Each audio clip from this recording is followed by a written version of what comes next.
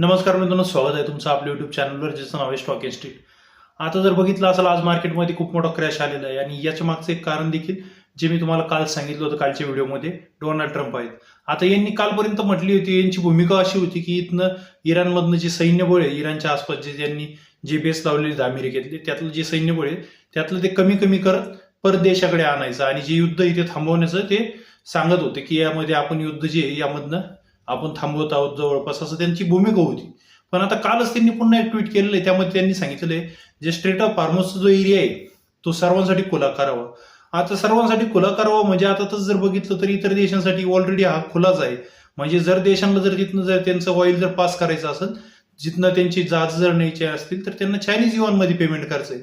आणि त्या जर चायनीज युआनमध्ये जर पेमेंट करणार असले डॉलरच्या ऐवजी, तर त्यांना काही अडचण येणार नाही असं त्यांनी सांगितलेलं इराणने. पण आता यामध्ये अमेरिकेचं असं म्हणणं आलेलं आहे की तुम्ही जे सर्व देशांसाठी आहे ना, जे इस्रायल आणि अमेरिकेसाठी सुद्धा हा जो एरिया आहे तो पुन्हा खुला करावा. तर आता यामध्ये असं झालेलं, इराणने यामध्ये सांगितलेलं की आम्ही असलं कुठेही करणार नाहीये आणि यामुळे इथं तणावाचं सिच्युएशन तयार झाली. अमेरिकेने असं म्हटलेलं आहे 48 तासात जर तुम्ही हा एरिया जर खुला नाही केला तर आम्ही तुमच्यावर एक मोठा हल्ला करू. आता या इशाऱ्यामुळे काय झालेलं आहे, एक तणावाचं सिच्युएशन तयार झाली. आता तुम्ही जर बघितलं, सोनं सुद्धा 1,36,000च्या आसपास आलेलं आहे, गोल्ड सुद्धा पडलेलं आहे आपलं जवळपास. आणि जर बघितलं इतर मार्केट सुद्धा खूप चांगल्या प्रकारे पडलेले आहेत.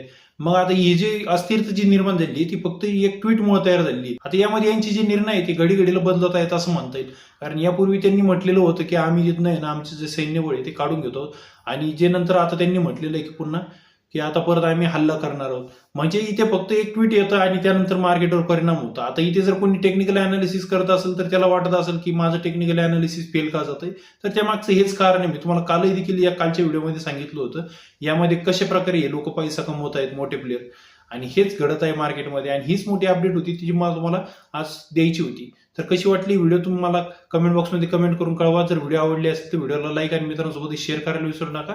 चॅनलवर जर नवीन असेल तर चॅनलला सबस्क्राईब करायला विसरू नका. सोबतच बेल आयकॉन देखील क्लिक करायला विसरू नका, म्हणजे येणारे अपडेट्स तुम्हाला वेळोवेळी भेटत राहतील. भेटत पण अशीच माहिती पूर्ण व्हिडिओमध्ये. तोपर्यंत धन्यवाद.